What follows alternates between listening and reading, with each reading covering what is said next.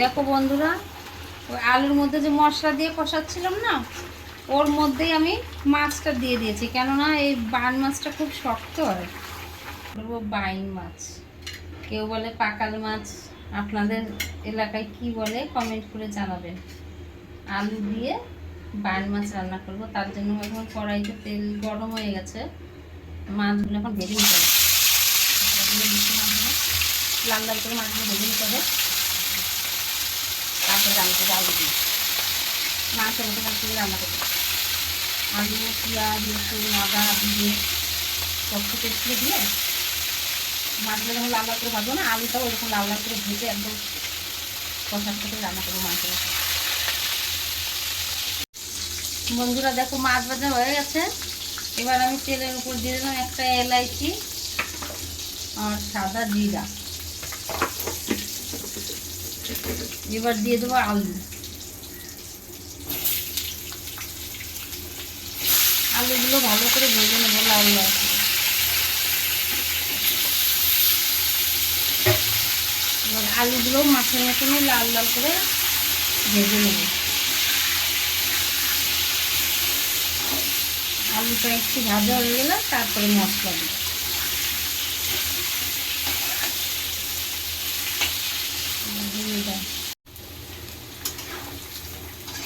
বন্ধুরা দেখো, আলুগুলো লাল লাল করে ভেজে নিয়েছি।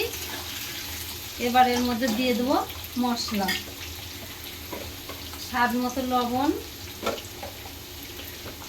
তারপরে লঙ্কা গুঁড়ো। আর কি লাগবে? লঙ্কা গুঁড়ো আর হলুদ। হলুদ তিনটেই তো লাগে না সব জায়গায়। আর আদা, জিরে, পেঁয়াজ, রসুনের পেস্ট।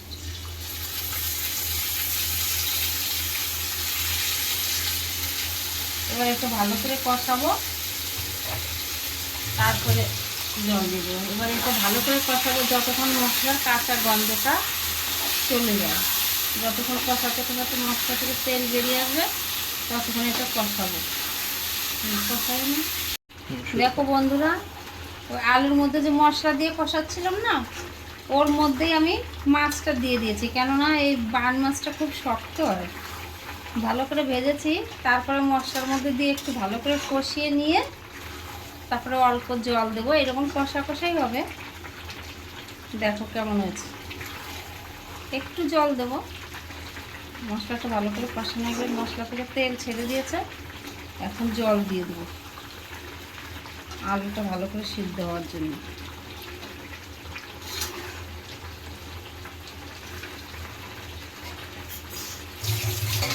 এবার জল দিয়ে দেবো, জল বেশি দেবো না, অল্প করে, বাস এইটুকুনি জল। এবার একটু সেদ্ধ হলে পরে গরম মশলা দিয়ে নামিয়ে নেব।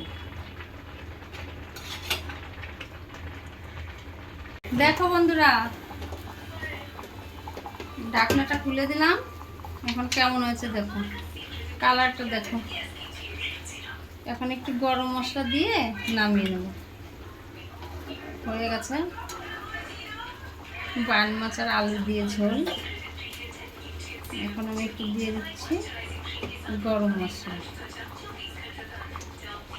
এই মশলাটা আমি নিজেই বাড়িতে করি। দারচিনি, এলাইচি, লবঙ্গ সব কিছু দিয়ে ভেজে বাড়িতে করে রাখি। ওটা দোকানের থেকে অনেক বেশি টেস্ট হয়, এর জন্য বাড়িতে বানাই।